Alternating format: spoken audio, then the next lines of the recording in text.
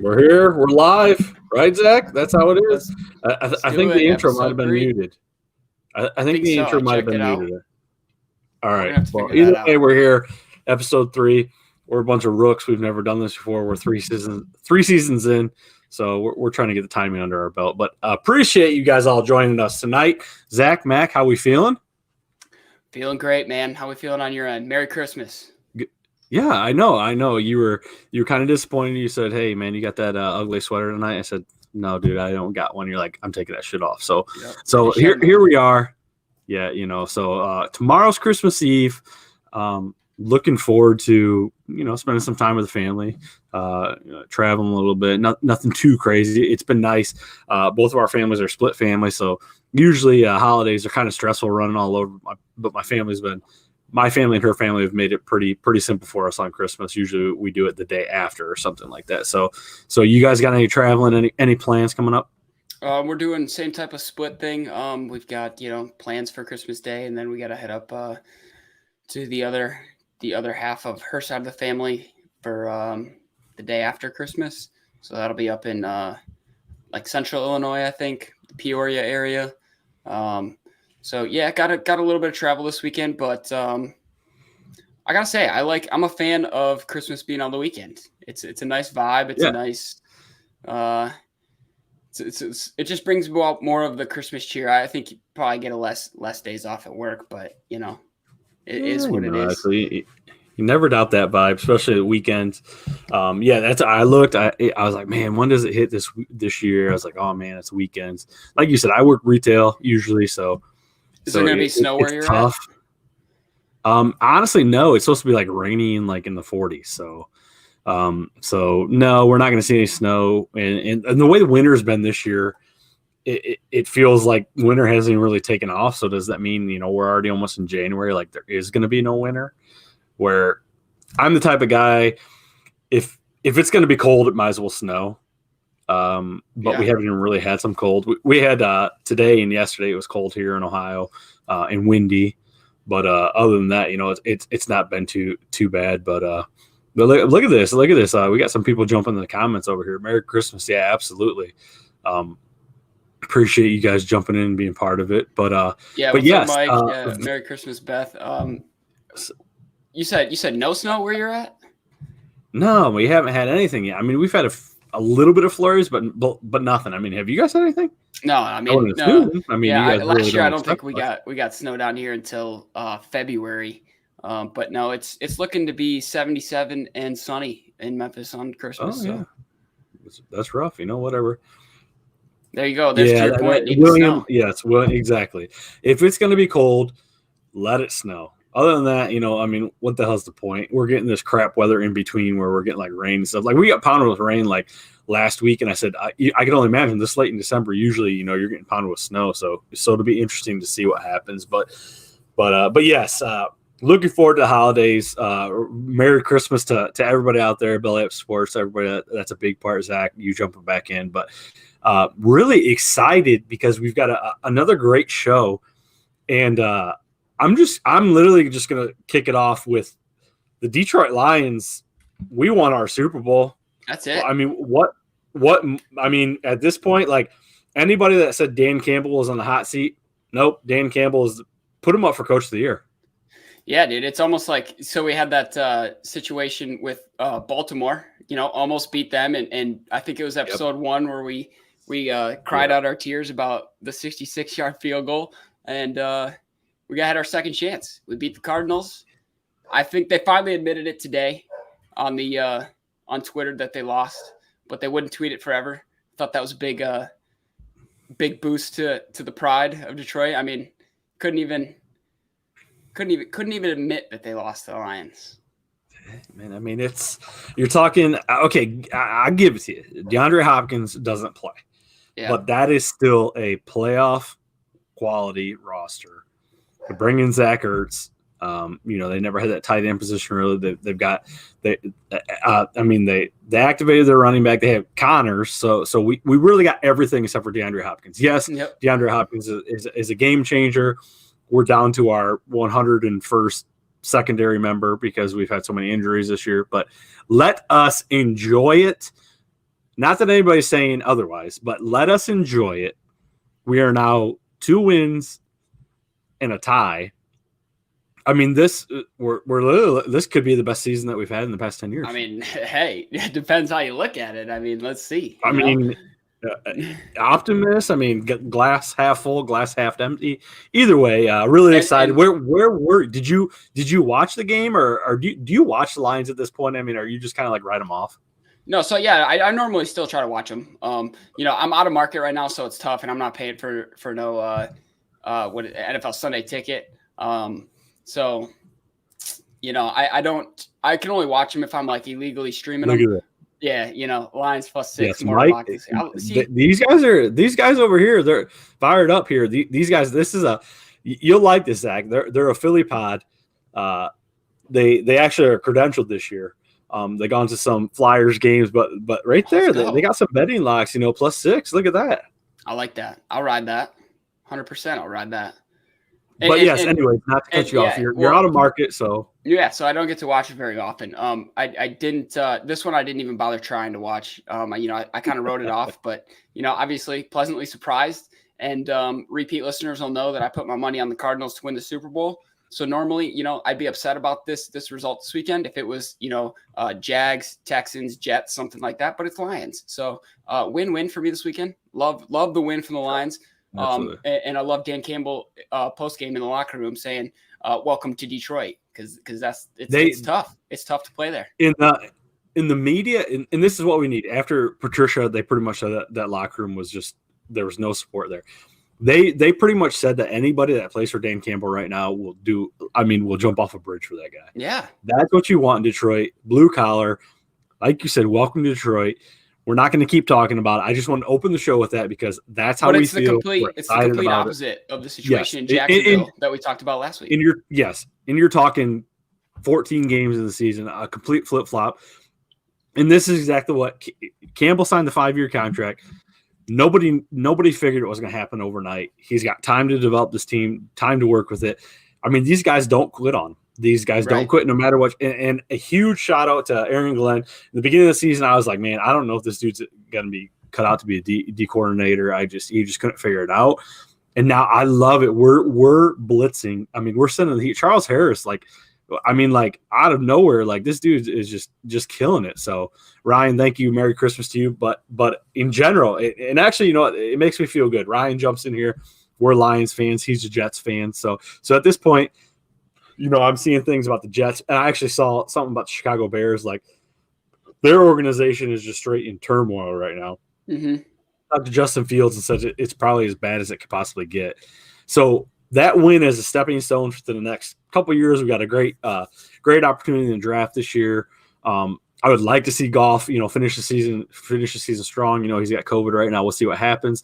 But that's kind of a building block into the next couple of years. But it's great to see these guys want to play for Campbell. Yeah, and you know what the most promising thing to me is that I saw a clip of like Teddy Bridgewater saying, you know, just giving props to Dan Campbell. I guess they go back to Saints days, I think. With the Saints, yeah. So just these other, you know, it's one thing if coaches lift up other coaches, because it's kind of a brotherhood. But when other players from other teams are talking good about your coach, it gives you hope that like players are going to want to come and play here. Like, of course we're in a rebuild and we've got to get some draft pieces, but if we can mix draft pieces with people from other teams who want to come play for a coach that they want to play for and not the coach that they want to play for, you know, it gives you hope, I think.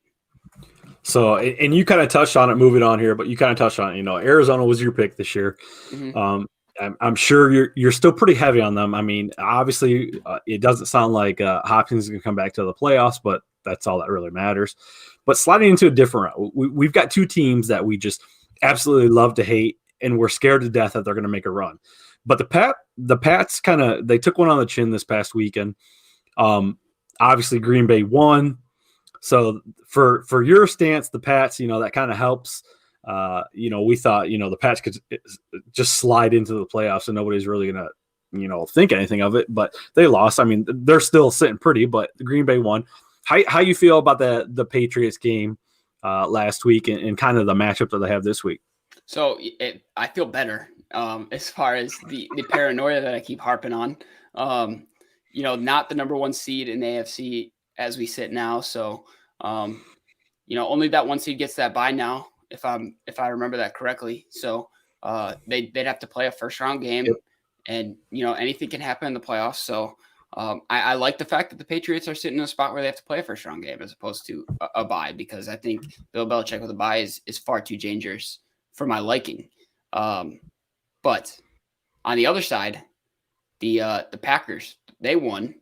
They beat a nail biter against the Ravens, who decided to go for 2 at the end.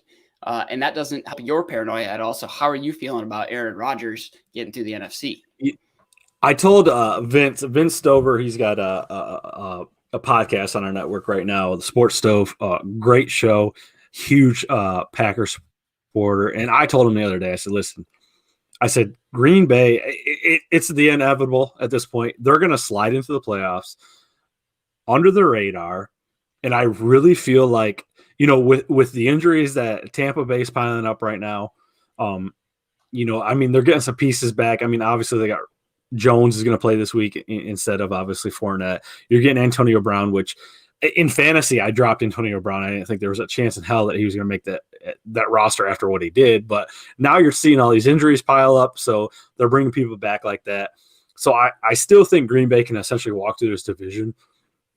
But can you go back to what Ryan said? I know you just had it up here real quick, but yeah, I want to touch on that too. I was just going to say, not to get away from it, but okay, so Lions fans, Jets fans, I guess this is what I'm asking. In a destination, 2 very similar cities, I would say, based off of the demographics and the weather and all that kind of stuff. Maybe New Jersey get a little colder, a little consistency and stuff like that. But what would you? This is kind of off script. What if you had a Detroit or New Jersey? Well, the Jets, I guess I shouldn't say New Jersey. They play in New Jersey. Might as well call them New Jersey. I say either way, but. I mean, I guess as a lucrative deal, like Ryan is saying, they're loaded this year. I think they got they're essentially going to have like the 3 or the 6 pick, 3 and the 6 pick or so. I mean, there's still a lot to work out and stuff like that. But I mean, where would you, Dan Campbell, and obviously with the Jets, I love that hire. I really wanted him to be in Detroit, but when they talked about Campbell, I was like, okay, I like that. Where would you? I mean, if you had the option, I mean, obviously draft picks don't have the option, but as a free agent, where would you want to go this point in your career, or this point in the season? Is the Jets more marketable or Detroit? I think it comes down to who. And Ryan, sorry, Zach, but Ryan, if you're still in the comments, I know you're going to say the Jets, but you gotta tell me why.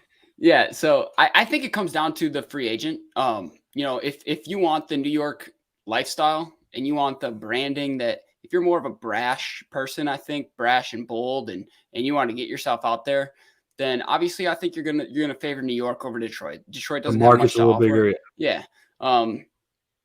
But and also New York's a little different in that they demand success. Really, I think.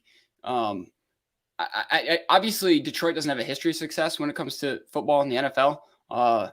So there's a little bit less of that pressure.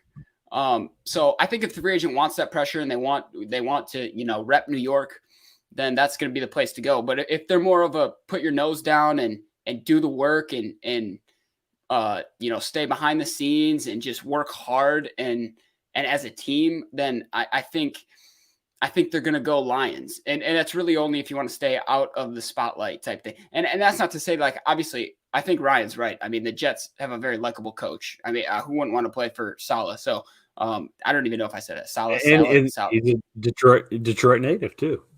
Yeah. So. Or I guess I should say Michigan native. So, yeah. Yeah. So, but I think he's right. I mean, two likable coaches. It's two top 10 first round picks.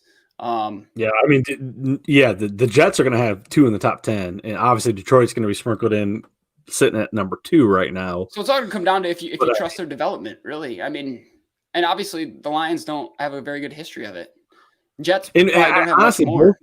I say both these teams are very on par to the same thing. I would essentially put it in, is Jared Goff somebody that can lead your team, or is Zach Wilson somebody that can lead your team? Zach Wilson's younger. There's probably a lot more opportunity. Goff's more developed, but we've seen a lot of ups and downs in Detroit outside of this past week. People are going to put the past 13 games out the window, and then, you got Goff, looking great this past week. But there's very, like you said, the markets are a little different, but I don't know. These teams are very, very comparable. And, you're talking about the Bears now. The Jaguars is like the worst teams in the league. It's kind of cool to see, Detroit in New York Jets, eventually kind of rise. I wouldn't say rising, but I mean, at least getting out of that bottom dwellers, at least a little bit. But yes, Blaine, easy. There you go. We're just on the M&M, Kid Rock, casinos, short strips. Oh, I thought that said strip clubs, but anywhere. Either way, butt fumble. Yeah, you gotta have that. But look at Ryan getting back to the Christmas story. Look at that guy's.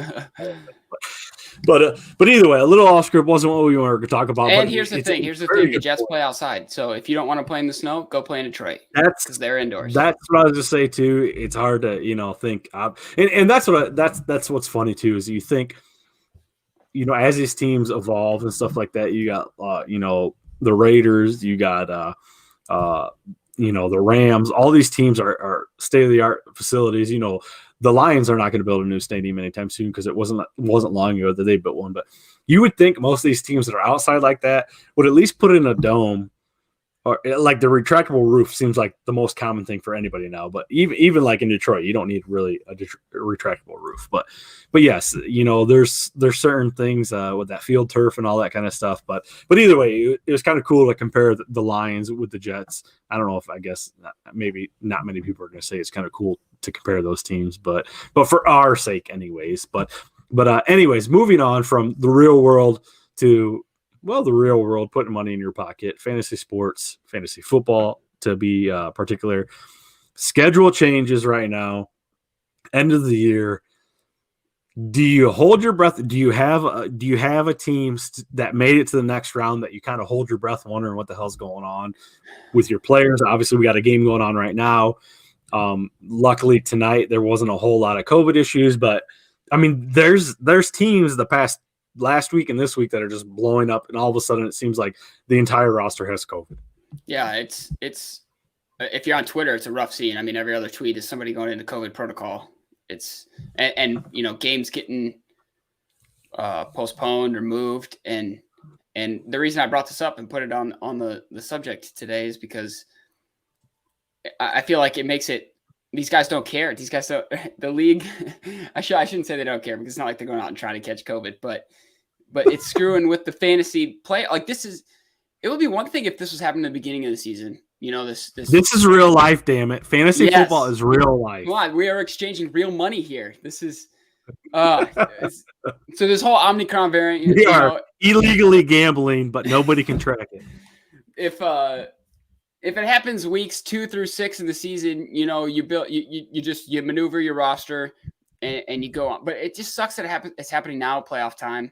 I don't know how many fantasy leagues you're in, but almost every single one that I was in, my team was affected by these change games, and I don't know who to start, and I don't know if he's going to be off the COVID list by Tuesday, and if he's not, then there's a limited amount of guys, and it's just it's an untalked about topic how much of a headache it's creating for fantasy managers. And don't get us wrong. Like, we're sitting here, this is real life. COVID is very real. There's been a lot of severities in life. People have had losses. We get it. And we're having fun with it. But also, it's crazy to think, like Zach said, like, literally COVID has run through the league very, very subpar, I guess I would say, through the season. Now you're really getting into fantasy playoffs, and it's just the past 2 weeks has gone crazy. Obviously, there's no transition. There's no correlation between the two, but it's just funny how it works. And you wish all the best for these players, and you got players like Antonio Brown that the whole team's vaccinated, and it's just like literally, I mean, look at his story. Like I said, I just literally touched on this a minute ago. Like, I dropped him a little while ago. So there's no way in hell he's going to make the roster after he comes back. You know, you don't do that stuff in the NFL, and teams don't tolerate that. Well, Tampa Bay has been hit with injuries, and all of a sudden Antonio Brown's back and he's going to be the number one receiver. You know, it's just crazy how it works. You know, how it all goes. I get it. But in quickly, not to take away from what we're doing now, because this isn't on topic, but I figured you had it. What about the Olympics and the NHL? Yeah, so I think they just came out with the that they're not going. The NHL's not going. Yeah, the NHL is not going. Absolutely, yes. That's what I was kind of referring to, and you know, we've seen that in the past. We saw some summer games and stuff like that. But I figured, you know, for your take, like I haven't heard. I mean, you know, I feel like the NHL's handled it pretty well. I feel like MLB did okay. But I feel like the NHL has actually been one of the better leagues as far as everything that's happened. I mean, the way things have transitioned. I know the NBA did the bubble a couple years ago, but I feel like the NHL's done well. And at this point, they're just like, we don't even want to risk it. Yeah. So a couple points there. I think, like you said, the NBA bubble, I thought that was good. The NBA bubble is run pretty smoothly. I mean, other than a couple drama moments where people were sneaking other people in, you know, I thought it was run pretty smoothly, and NHL has maneuvered quite well as well over the past, what has it been now? Like two years almost. Like it's hard to crazy. believe. Like, but yeah, I think the NHL's done well. You know, they adapted their schedule. They adapted their playoff format last year, or the year before. And it just sucks for these guys who, you know, a lot of them want to represent their country in the Olympics, especially hockey, where it's like, this isn't the NFL, you know, where everybody's from America. Yeah. You know, everyone's from everywhere, and they're talking their shit talk on the ice in different languages, and they probably look forward to the Olympics where they get to shit talk and everybody on their team knows what they're saying when they shit talk, you know? So it's like, it sucks for them, but like, I don't know. At the same time, now you've got this big window, because it's tricky with the NHL. They postponed, for those of you that don't know, they postponed their, I think they stopped like, it was either yesterday or the day before, and they postponed to the 27th, the holiday break. 3 weeks. Yeah. So they're going to reconvene on the 27th, and the only players that are allowed in are the ones that have a negative test. So and all the games between now and then are postponed. So now they've got this whole window in February that they had blocked off for the Olympics that they're probably going to use to make up these games, which is nice, because now we're not going to just be left with an empty month of February with no hockey, since they're not going to the Olympics. Now you at least have these postponed games getting rescheduled. Hopefully that hasn't come out yet, but I'm assuming that's what they're going to do, because they've already agreed, the NHL and the NHLPA, to not shorten the season. So they're all going to play their 82 games. So absolutely, and not to jump all over. I saw it was a topic kind of lower on our list, but it just kind of flows with that and stuff like that. Yeah. But moving on, something that we did miss last week that we very much wanted to talk about was the transfer portal. I know Zach's got a lot to say about this. Well, I know you got a lot to say about this. I have a lot to say about this.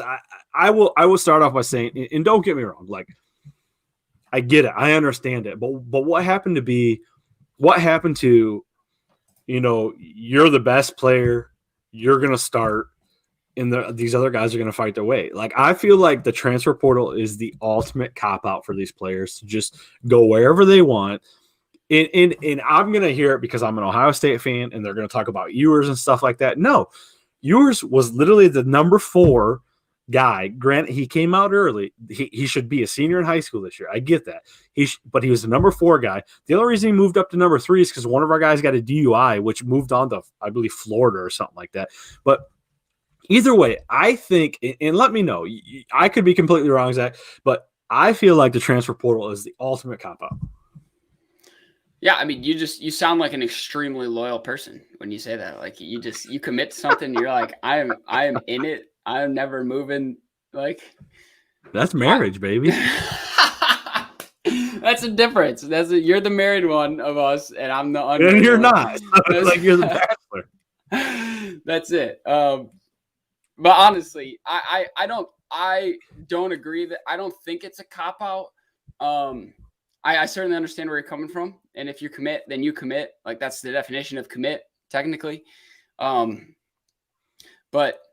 I'm also a proponent of if how do I want to say this? Well, the quote that gets thrown around is if respect is not being shown at the table, courage is getting up from the table when respect is no longer being served or something like that. So if you're looking for a better opportunity, I get it. Like, and I've heard stories of coaches offering more scholarships than they have to players. And I don't know. I don't understand that. Yeah. I don't know. Over committing. Yeah. Yeah. I don't know the specifics on that, but they'll like, because I've heard of like Nick Saban, Dabo Sweeney, all the big names, Jim Harbaugh, probably Dick Sabo might be my alter ego going forward. Did you say Dick Sabo? I tried to say Nick Sabo. Well, I combined it with Dabo. Dick Sabo. Dude, I love Dick that. Sabo. Yeah. But anyways, okay, I talked about you being an Ohio State fan, and before anybody says anything, I will go back to Fields too, because Fields transferred out of obviously Georgia. Granted, Fields gave it, and I get it. Without Fields, I'm not going to sit here and tell you that when he transferred, I wasn't excited, but I can also, on the side of respect to our coaching staffs, that we've had the top 5 recruiting classes the past 5 years. If Fields didn't transfer in, yes, things could have been a lot different, but there's also, you got to trust what you do. You got to trust the roster, and to yes, absolutely, Dick Sabo. There we go. I love. You know what? If there's a Dick Sabo, I'm gonna make that. I'm gonna be searching on Twitter every day. Dick Sabo. Oh, there he is. But yes. Anyways, but no, I get it, and I get to your extent. Like, there's no guarantee. People are gonna, when you're going into a recruit's house, you're gonna tell them anything you want. You're gonna tell them, oh, you're gonna be the starter. And there's so much, and we're learning it right now from Urban Meyer. I'm sure that dude went into your house and said he was going to give you the world. Who knows what it was like on college football as opposed to the NFL. But these guys are there to sell you the school. It doesn't matter. They're going to tell you, going to give you a full ride, this, and this. And I get now with the day and age and the way that the sponsorships work and these kids can make millions of dollars, it's totally different than it was maybe 5-10 years ago. But like I said, what happened to being the best, And who's to say that the coach is going to say that maybe you're the best? They pick and choose based off of practice. And I get it. I can see it, but I don't know. It just doesn't sit well for me. I mean, and another thing going back to Ohio State, you look at Tate Martell. This is 3-4 years ago. That dude, I think he played for like eight schools in like 3 years. I mean, like I guess maybe it's more so these kids that, I get it. They want to transfer out once. That's fine. But then you got these other kids that transfer every year that just want to keep that starting job. I mean, I get it, but either way, to me, it's like one of those. It's like a resume thing. Like you can put on your resume that you left a job for another job, right? And you did so after 5 months, and then you did it again after 3 months. And some people are going to look at it and go, okay, you just jump ship when shit gets hard or something like that. But it comes down to, I think, the interviewer, asking the person, why did you do this? And if they give a comparable response, then if they have a good reason. So it's just, it's almost a case by case basis, kind of like what you're saying with Ohio State. Like you see, he transfers, maybe it was a cop out. Maybe that points to him not being a committed person or a loyal person, but also maybe it means that the coach did a really good sell job. Like you mentioned, it's a sales job. Like you're selling him on the university and your ability to make him grow as a person through college, because college years are important. And maybe what they were sold wasn't what they got. And so they transfer out. And so I can see both ends of it, I get that, but I really want to know what your thoughts on this comment are right here. What do you think about that? I was going to ask you if you could please post that up. Is that like a hyperlink or something? Dude, I don't know. No, it's not there's no translation. I can't even translate this person's name. I don't know. Next week we will get that in Google Translations. Let you guys know what it says. But somebody screenshot this. Yes, please. It's our best comment ever. Love it. I mean, he's probably saying like, why do, like, some kind of racist stuff, and we're posting it. All you other commenters, could you please live up to this, please? Thank you. Either way, but keeping in college football landscape, transitioning to our college football pick'em. Zach, am I going to give you enough time to cue this up? We're starting tomorrow night with a new kickoff slate. We've had a few games here. I'm sitting 7-6. I had a massive comeback. Zach's sitting at 5-8. Started 2-6.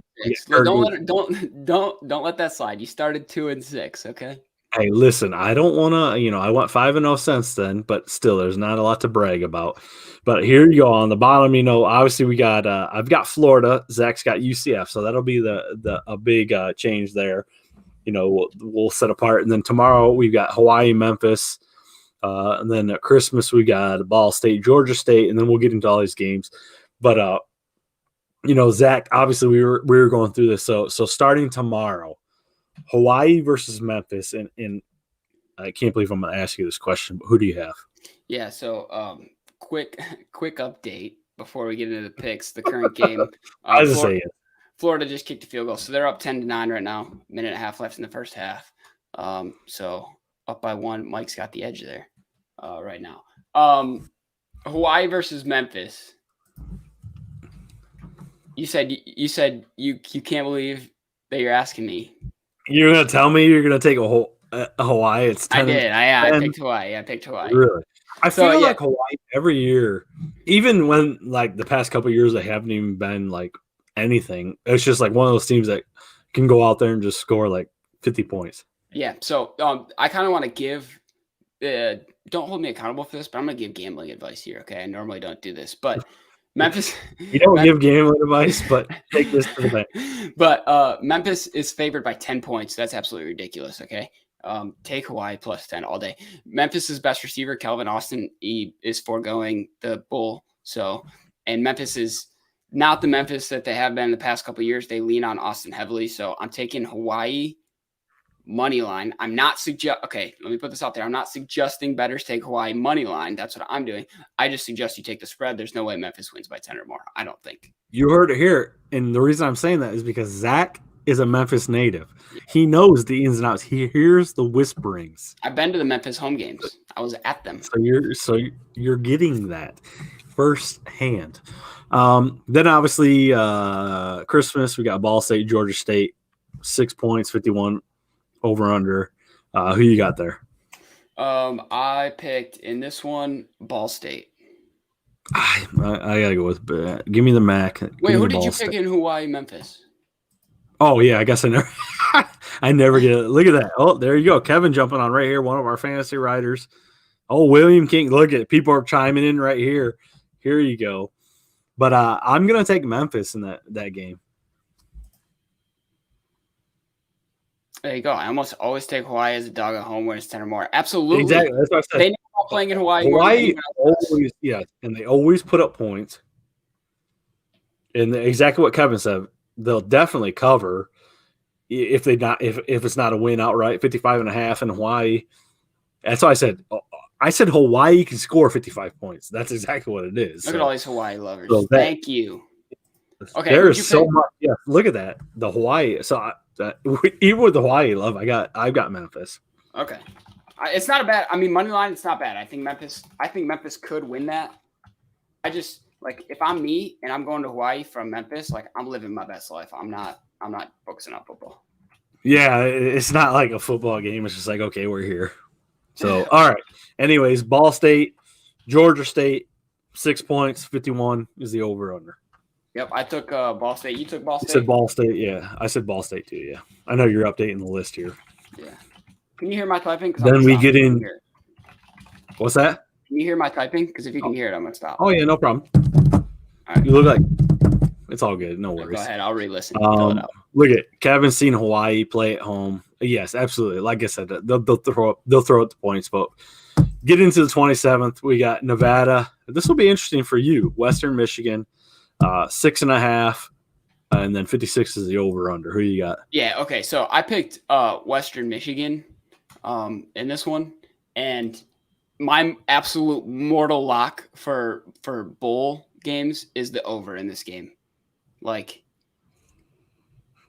No defense. Yeah. Just take the over. That's all I'm saying. Just take the over. This game's going way over. I definitely am with you here. I got Western Michigan definitely on the over as well. So that's Zach's mortal locks. He's not giving betting advice tonight, but he continues to give betting advice. So we'll see. But then we get into East Carolina, Boston College, 3 points, 52.5 over under.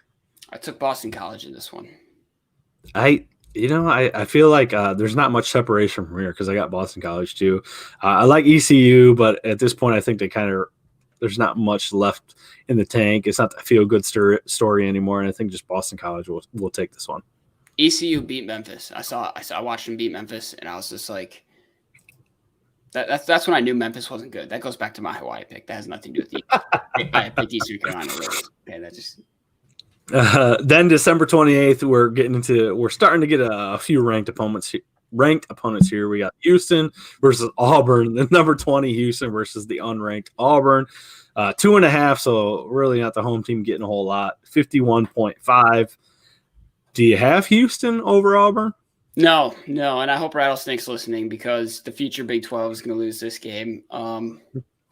Actually, honestly, I went back and forth a little bit on this one. I'll be honest, but I think I don't know. I try not to be prisoner of the moment with Auburn's game against Alabama because I understand rivalry games are what they are, but I like Auburn in this. I don't know, man. I've got Houston.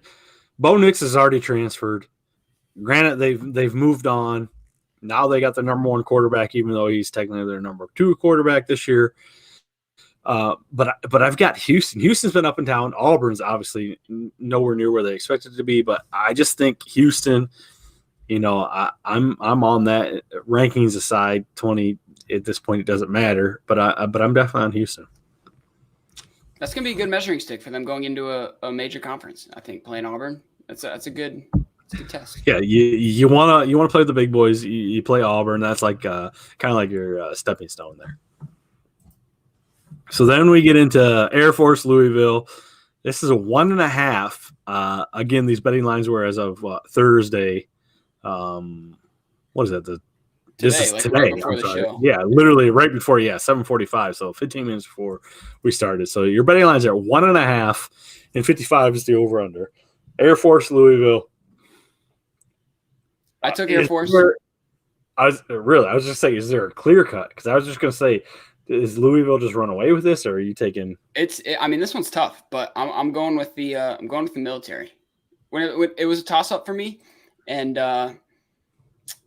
when it's a toss up and the military is involved, I'm going military.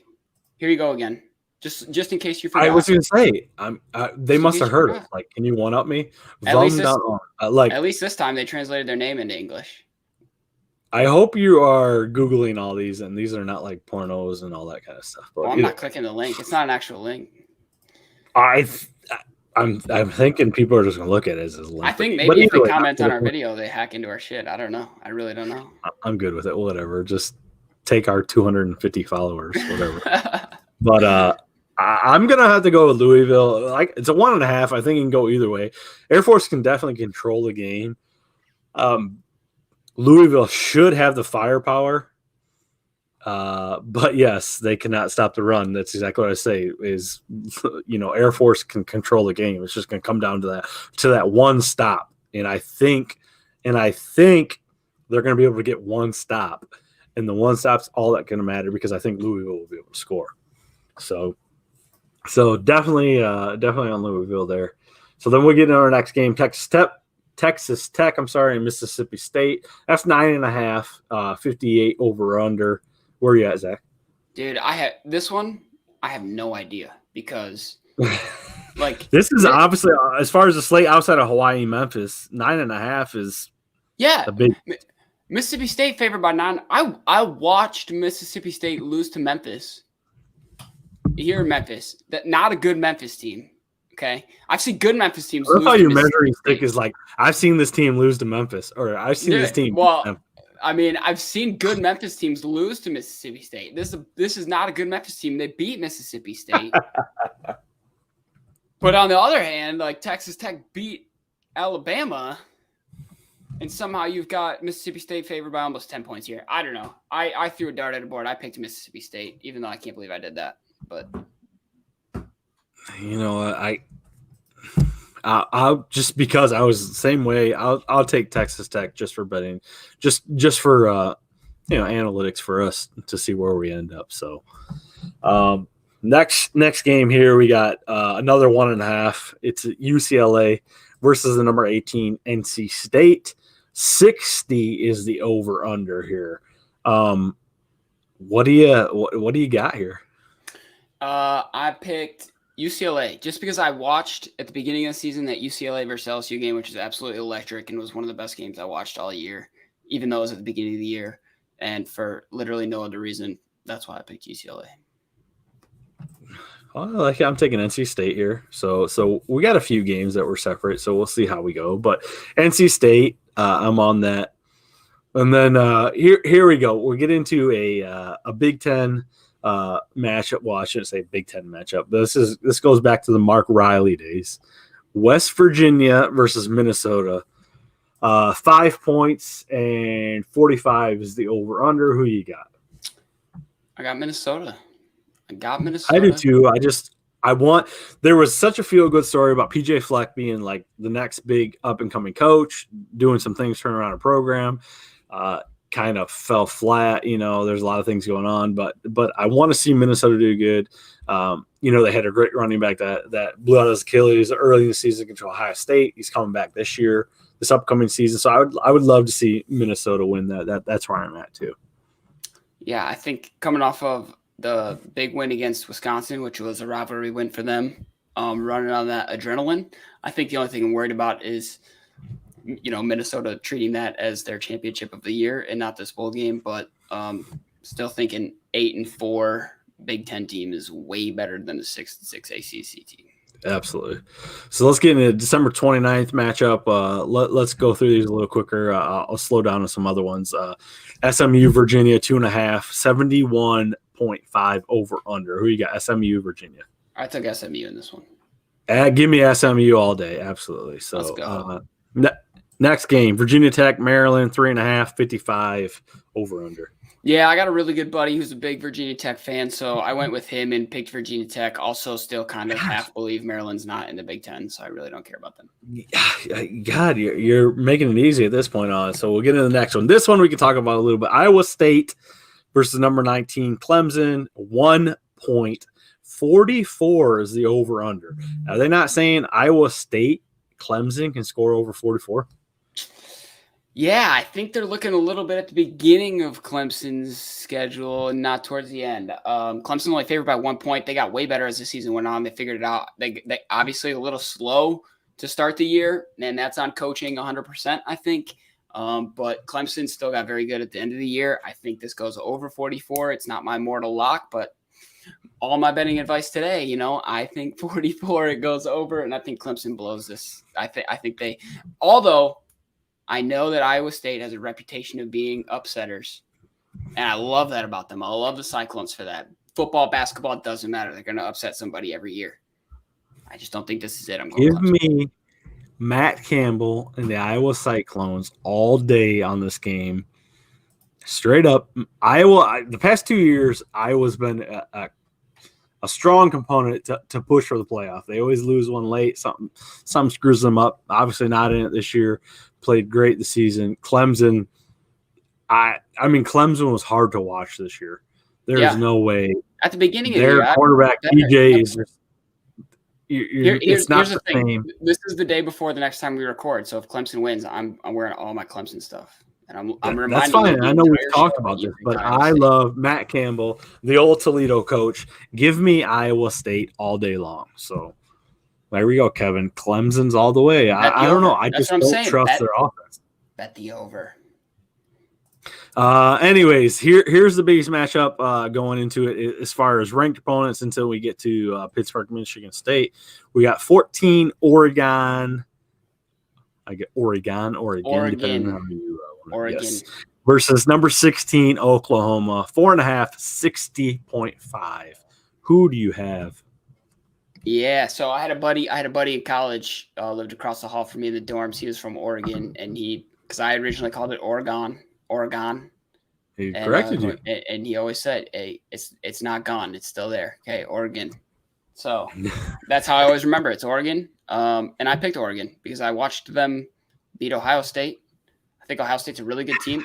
Don't think Ohio State had it totally figured out at the beginning of the year, but still a very good team. And I think Oregon figured out a way to beat them, and I think they're going to figure out a way to beat Oklahoma. I don't know. Oklahoma's got a lot of firepower. There's going to be a lot of points scored. I feel like this could be your lock in the over right here. I mean, 60. I mean, that's a lot of points, but both these teams can score at will. Oklahoma, I feel like it doesn't matter who's slinging the rock, but I feel like I got Oklahoma. So getting into December 30th, again, we'll go through these quick until we get to Pittsburgh, Michigan State, South Carolina, North Carolina, 9:58.5. I love that. South Carolina versus North Carolina. Who you got? Yeah. I was just going to say, I love that they put these two teams together in a bowl game. I have no idea if this is a rivalry. I feel ashamed that I have no idea if this is a rivalry. I was just going to say, just the fact that it's South versus North. It sucks that there are two different conferences, which probably makes it, not as much or not as popular of a matchup. But I picked North Carolina in this one. There you go.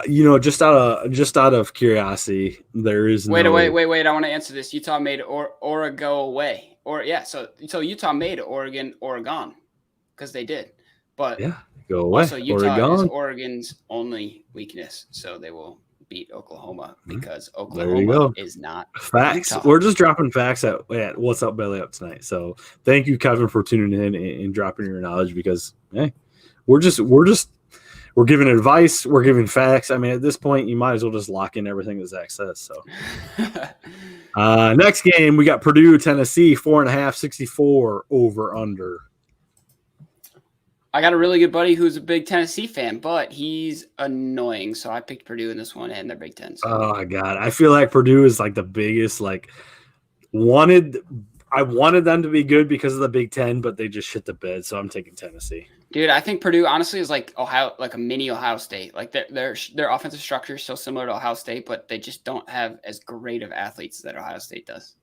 Yeah, it's a bunch of fun to watch. Fun team to watch. I suggest people watch that game. Anyways, okay, so the number 12 Pittsburgh versus number 10 Michigan State. I know this is close to your heart. 2.5, 56 is the over under.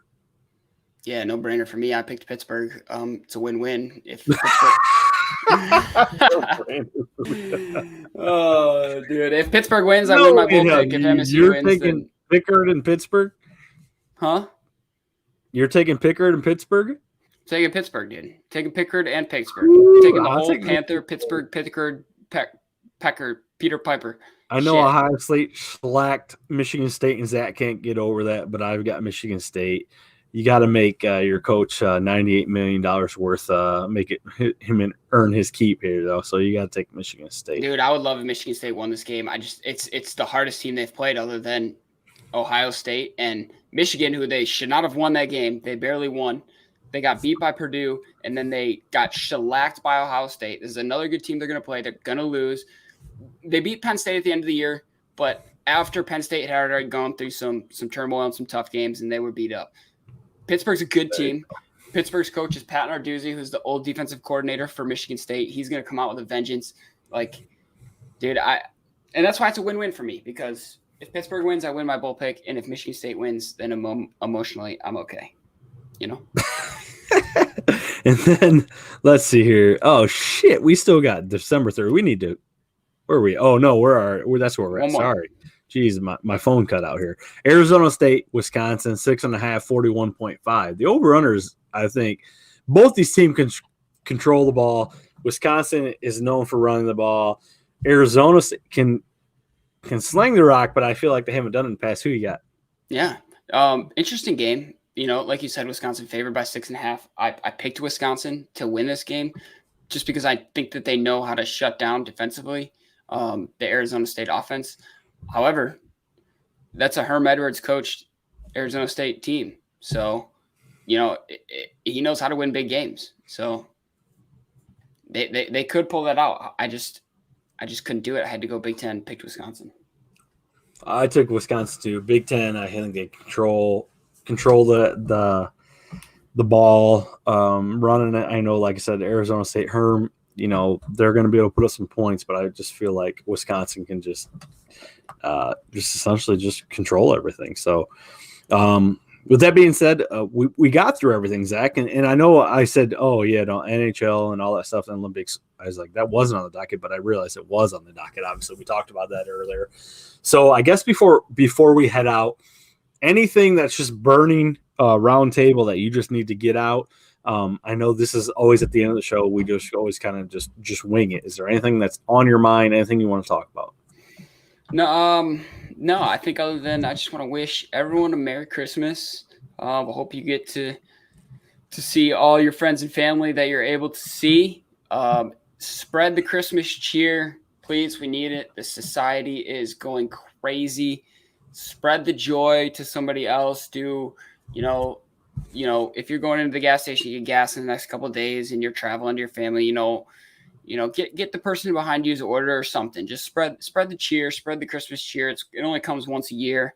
And, in the next couple of weeks, it's going to be gone. And we're going to be waiting 300 plus days for it again. So do your best to just spread the cheer, have some fun this Christmas. It's on a weekend. And then the following weekend, we got New Year's. I'm not going to touch on that too much because we'll record between now and then. So we'll get you guys geared up for New Year's as well next week. But for now, no, I just want to stress to everyone, have a Merry Christmas. And tell someone you love them. Absolutely. I like that. It's a little different than we always keep it real light and that's light, but it's more serious. Very, very, very important. And on the flip side, not to be stupid, whether he's your president or not, I don't care. I'm okay with waiting until May to pay student loans, getting that little I heard about that. A little flip. Go. Yeah. So I was lucky enough that I paid off mine. My wife's a little younger than me, so we're still paying on hers, which honestly, stupidly, this whole time we should have been paying with no interest, but it's just nice not knowing that you have to have that burden, especially through the holidays. Like you said, Zach, there's the holidays they come and they go, but they don't change what people want to do. Whether you're making $100,000, whether you're making $20,000, you still want to give your family the best possible, experience, and, especially with kids, so to the less fortunate, and I mean that I'm not saying that I'm more fortunate, but kind of going back to what Zach says, it's a great time. You never know what somebody's going through, what somebody's battling.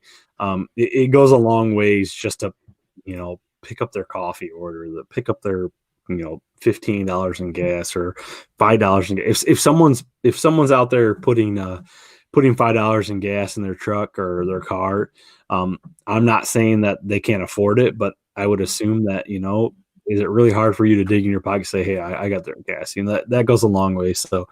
So outside of everything that we do here and keep it light, I appreciate Zach bringing that up because I think that's very, very right. Some people are more fortunate than others, and it would be nice to see, especially everything that we've endured the past 3+ years. It's kind of like humanity, whatever happened. So, but not to go too much on a tangent, but on behalf of myself and it's Zach Mack, appreciate you guys following in. Excuse me. Our Twitter handle is right there, mbrownwhich21. That's mine. Zach, it's at Zach Mack. Find him, and then at What's Up Belly Up on Belly Up Sports Podcast. Appreciate you guys joining in. We'll see you guys all next week, Thursday. Tonight, obviously, we jumped on at 8 o'clock a little earlier. Next week, we're back at our normal 9 o'clock. But either way, we appreciate you guys jumping in. Thank you guys for all jumping in the chat, and Merry Christmas. Yeah, thanks for hanging out. Merry Christmas.